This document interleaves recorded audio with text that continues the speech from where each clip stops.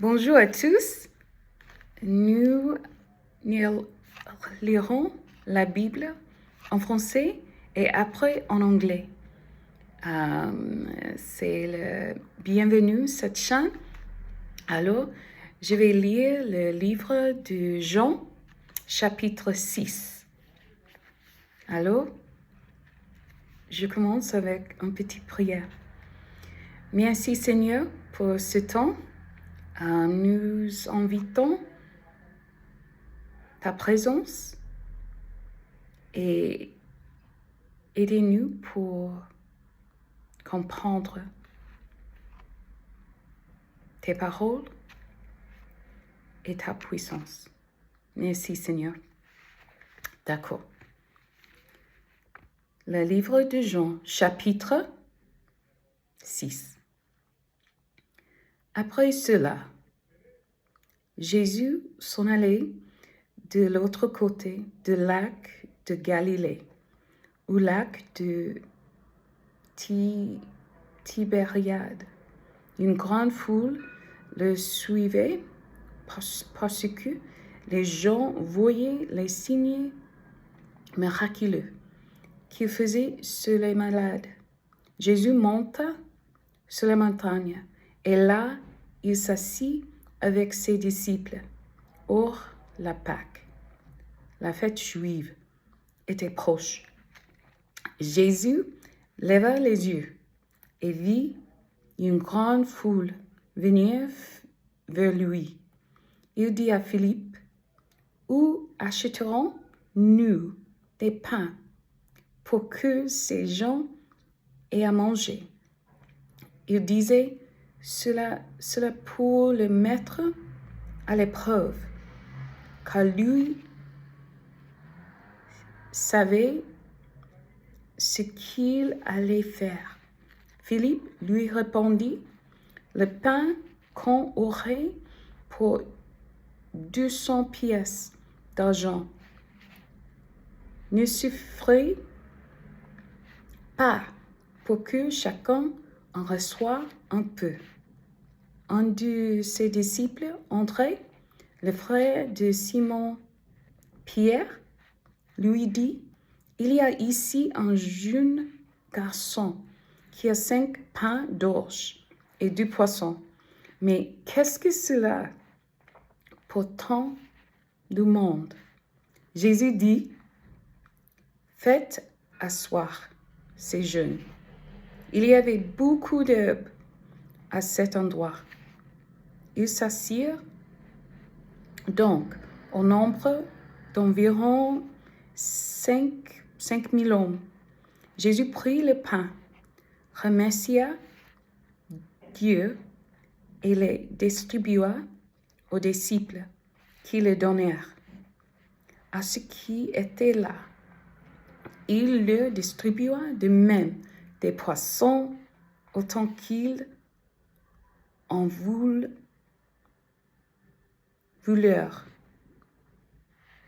Je vais répéter. Autant qu'ils en voulurent. Verset 12. Lorsqu'ils furent rassasiés, il dit à ses disciples, « Ramassez les morceaux qui restent, afin que rien ne se perde. » Ils les ramassèrent donc et ils remplirent 12 paniers avec les morceaux qui restaient, des 5 pains d'orge après que tu eurent mangé. Verset 14. À la vue des signes miraculeux que Jésus avait fait, ces gens disaient, « Cet homme est vraiment le prophète qui doit venir dans le monde. » Cependant, Jésus, sachant qu'il allait venir l'enlever pour le faire rare, se tira de nouveau sur la montagne, tout seul. le soir venu, ses disciples descendirent au bord du lac. Ils montèrent dans une barque pour traverser le lac et se rendre à Capernaum. Il faisait déjà nuit et Jésus ne les avait pas encore rejoints. Le vent soufflait avec violence et le lac était agité. Après avoir remé environ 5 kilomètres, ils virent Jésus qui marchait sur l'eau et s'approchait de la barque.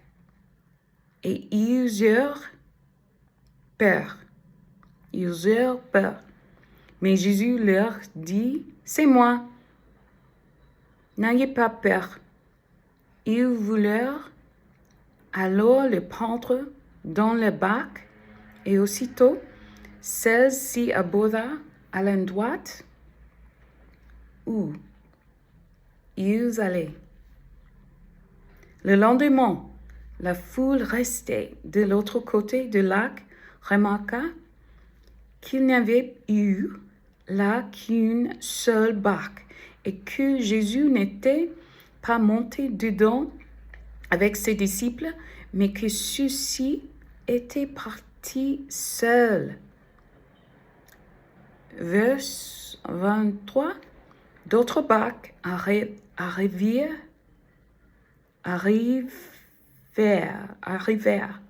de Tibériade, près de l'endroit où ils avaient mangé le pain après que le Seigneur eut remercié Dieu.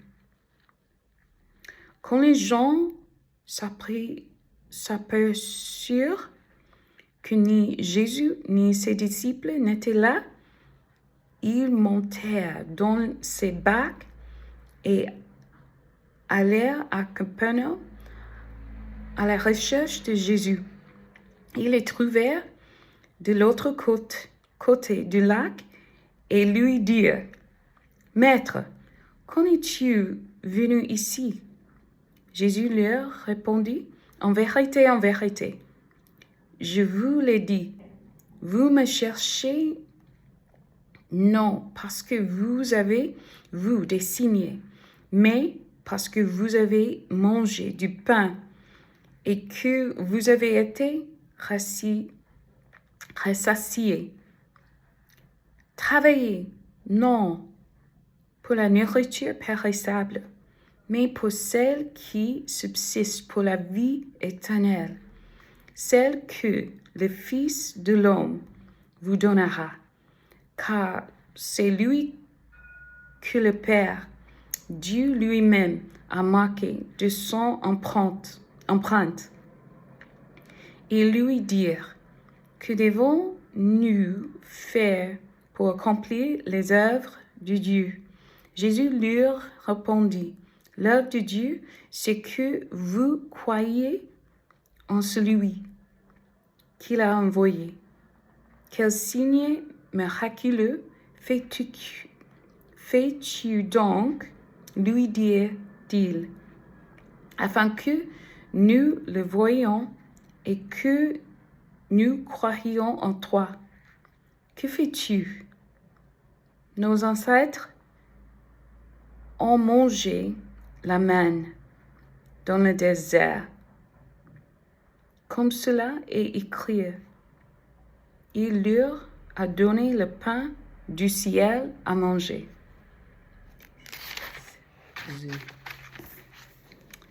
Jésus leur dit, en vérité, je vous le dis, ce n'est pas Moïse qui vous a donné le pain du ciel, mais c'est mon Père qui vous donne le vrai pain du ciel. En effet, le pain de Dieu, c'est celui qui descend du ciel et qui donne la vie au monde. Ils lui dirent alors, « Seigneur, donne-nous toujours ce pain-là. » Jésus leur dit, « C'est moi qui suis le pain de la vie. Celui qui vient à moi n'aura jamais faim, et celui qui croit en moi n'aura jamais soif. Mais je vous l'ai dit, vous m'avez vu, et pourtant vous ne croyez pas. Tout ce que le Père me donne viendront à moi, et je mettrai pas dehors celui qui vient à moi. En effet, je suis descendu du ciel pour faire non pas ma volonté, mais celle de celui qui m'a envoyé. Or, la volonté du Père qui m'a envoyé, c'est que je ne perde aucun de tout ce qu'il m'a donné, mais que je les ressuscite le dernier jour. En effet, la volonté de mon Père, c'est que toute personne qui voit le Fils et croit en lui ait la vie éternelle. Et moi, je la ressusciterai le dernier jour.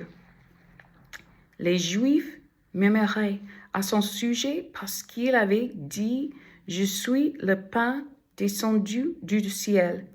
Et il disait « N'est-ce pas Jésus, le fils de Joseph, celui dont nous connaissons le père et la mère?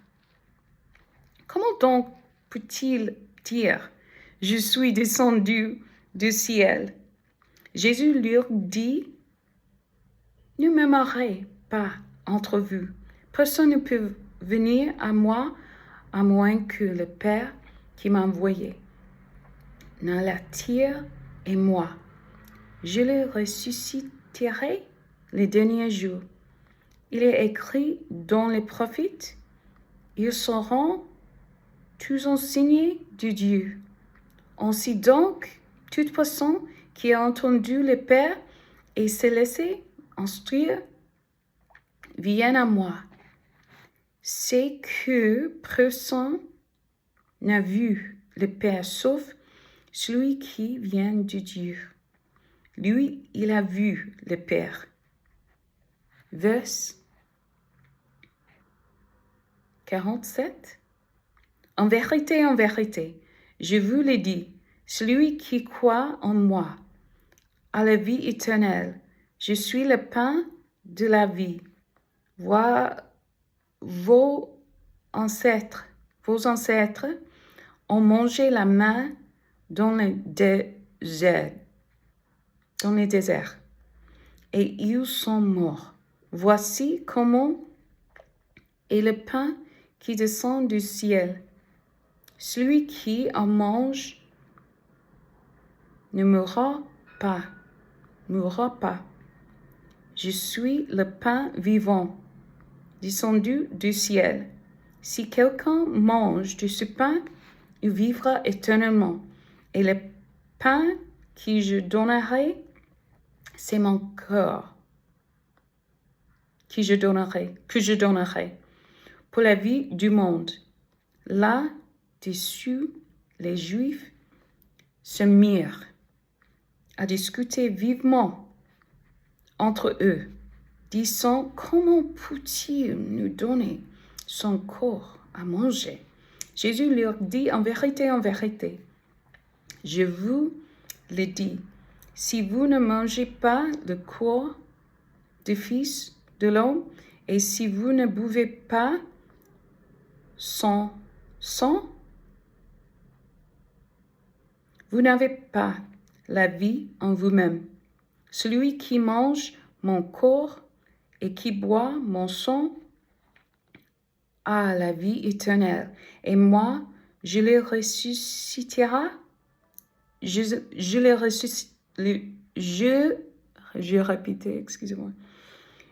ressusciterai le dernier jour. En effet, mon corps est vraiment une nourriture et mon sang est vraiment une boisson. Celui qui mange mon corps et qui boit mon sang demeure en moi, et moi, je demeure en lui. Tout comme le Père qui est vivant m'a envoyé et que je vis grâce au Père. Ainsi, celui qui me mange vivra grâce à moi. Voilà comment est le pain descendu du ciel. Il n'est pas comme la manne qui vaut ancêtres en manger. Eux sont morts, mais celui qui mange de ce pain vivra éternellement. Jésus dit ces paroles alors qu'il enseignait dans une synagogue à Capernaum. Après l'avoir entendu, beaucoup de ses disciples dire « Cette parole est dure. Qui peut l'écouter ?» Jésus savait en lui-même que ses disciples murmuraient à ce sujet. Il leur dit « Cela vous scandalise. Si vous voyiez le Fils de l'homme monter là où il était auparavant. C'est l'Esprit qui fait vivre. L'homme n'arrive à rien. Les paroles que je vous dis sont esprit et vie. Mais on a parmi vous quelqu'un qui ne croit pas. En effet, Jésus savait dès le début qui était ceux qui ne croyaient pas et qui était celui qui le trahirait. Il ajouta, voilà pourquoi je vous ai dit que personne ne peut venir à moi à moins que cela ne lui soit donné par mon Père. Dès ce moment, beaucoup de ses disciples se retirèrent et arrêtèrent de marcher avec lui. Jésus dit alors aux douze, et vous, ne voulez-vous pas aussi vous en aller? Simon-Pierre lui répondit, Seigneur, à qui irions-nous? Tu as les paroles de la vie éternelle, et nous croyons et nous savons que tu es le Messie, le Fils du Dieu vivant. Jésus leur répondit, n'est-ce pas moi qui vous ai choisi, vous les douze, et l'un de vous est un diable. Il parlait de Judas l'Iscariote, fils de Simon, car c'était lui qui allait le trahir, lui, l'un des douze. C'est la Bible, la version 21. Et maintenant, je vais lire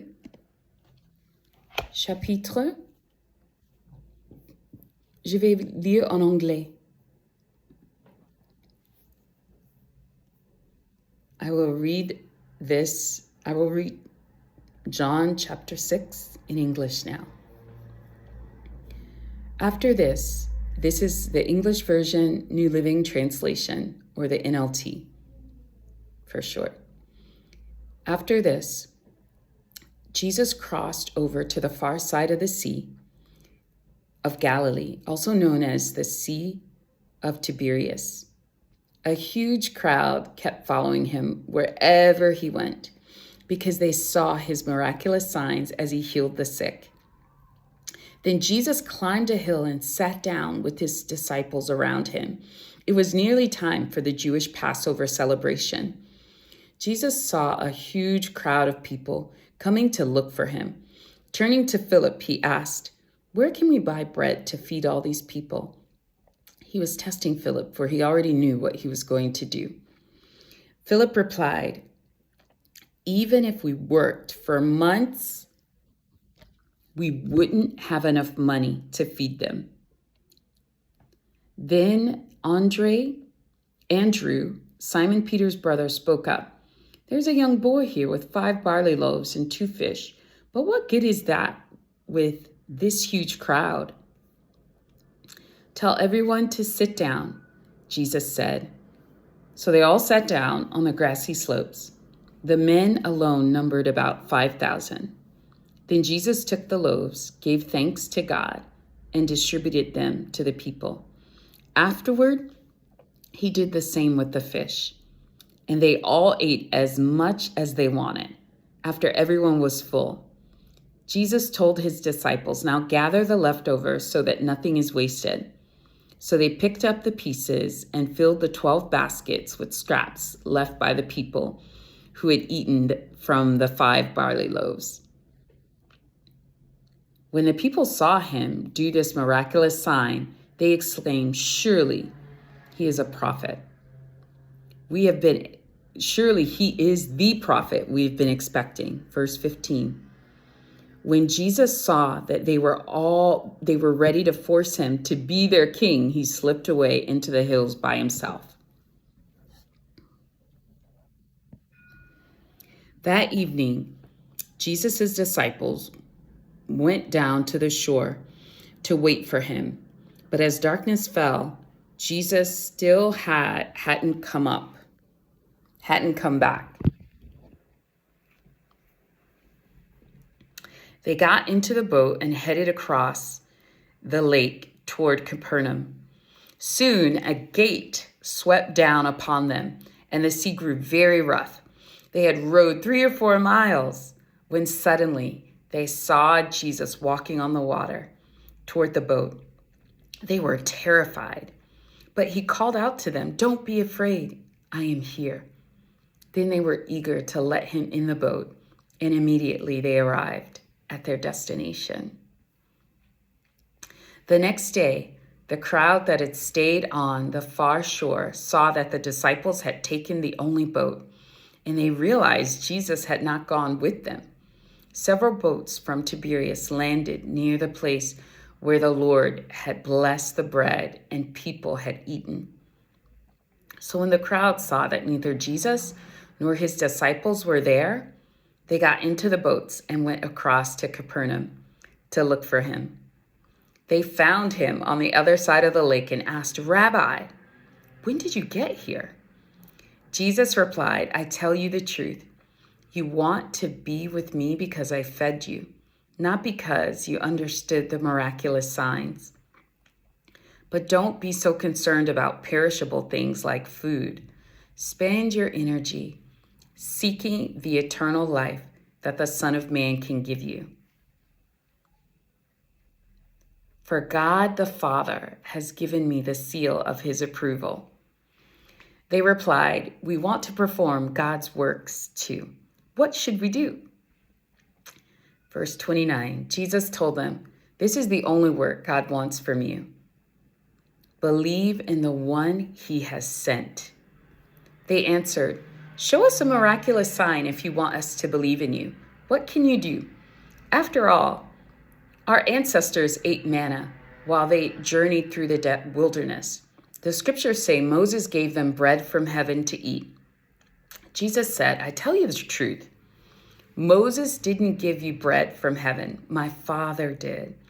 And now he offers you the true bread from heaven. The true bread of God is the one who comes down from heaven and gives life to the world." "Sir," they said, "give us that bread every day." Jesus replied, "I am the bread of life. Whoever comes to me will never be hungry again. Whoever believes in me will never be thirsty, but you haven't believed in me, even though you have seen me. However, those the Father has given me will come to me, and I will never reject them. For I have come down from heaven to do the will of God who sent me, not to do my own will. And this is the will of God, that I should not lose even one of all those he has given me, but that I should raise them up at the last day. For it is my Father's will that all who see his Son and believe in him should have eternal life. I will raise them up at the last day. Then the people began to murmur in disagreement, because he had said, I am the bread that came down from heaven. They said, isn't this Jesus, the son of Joseph? We know his father and mother. How can he say I came from heaven? But Jesus said, stop complaining about what I said, for no one can come to me unless the Father who sent me draws them to me. And at the last day, I will raise them up.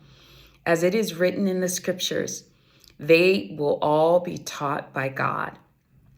Everyone who listens to the Father and learns from him comes to me. Verse 46, or I'm going to repeat starting back from verse 43. But Jesus replied, stop complaining about what I said, for no one can come to me unless the Father who sent me draws them to me. And at the last day, I will raise them up. As it is written in the scriptures, they will all be taught by God. Everyone who listens to the Father and learns from him comes to me. Not that anyone has ever seen the Father, only I, who was sent from God, have seen him. Verse 47, I tell you the truth, anyone who believes has eternal life. Yes, I am the bread of life. Your ancestors ate manna in the wilderness, but they all died. Anyone who eats the bread from heaven, however, will never die. I am the living bread that came down from heaven. Anyone who eats this bread will live forever, and this bread, which I will offer, so the world may live, is my flesh. Then the people began arguing with each other about what he meant. How can this man give us his flesh to eat? They asked. Verse 53. So Jesus said again, I tell you the truth. Unless you eat the flesh of the Son of Man and drink his blood, you cannot have eternal life within you. But anyone who eats my flesh and drinks my blood has eternal life, and I will raise that person at the last day. For my flesh is true food, and my blood is true drink. Anyone who eats my flesh and drinks my blood remains in me, and I in them. I live because of the living Father who sent me. In the same way, anyone who feeds on me will live because of me. I am the true bread that came down from heaven. Anyone who eats this bread will not die, as your ancestors did, even though they ate the manna, but will live forever. He said these things while he was teaching in the synagogue in Capernaum. Verse 60.